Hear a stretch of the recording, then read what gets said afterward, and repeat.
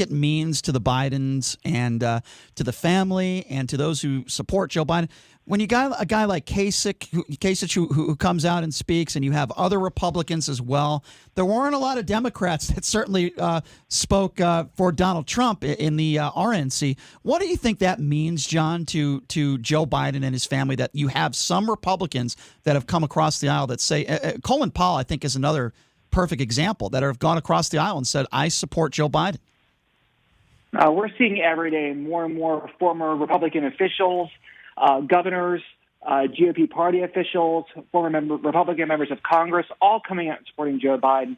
And what I think that means is that Joe Biden is running a campaign of unifying this nation rather than dividing it. President Trump, he's having issues bringing his own party together, and let alone the American public. And what we really need, and I think it speaks volumes to what you just said, Brian, and having folks like Bernie Sanders speak at the convention, as well as John Kasich, shows that he's willing to have everyone around the table to have policy discussions based on merit. And that's really what we need right now. We need the adults back in the room. Agree. If you're just joining us, we're speaking with John Farner.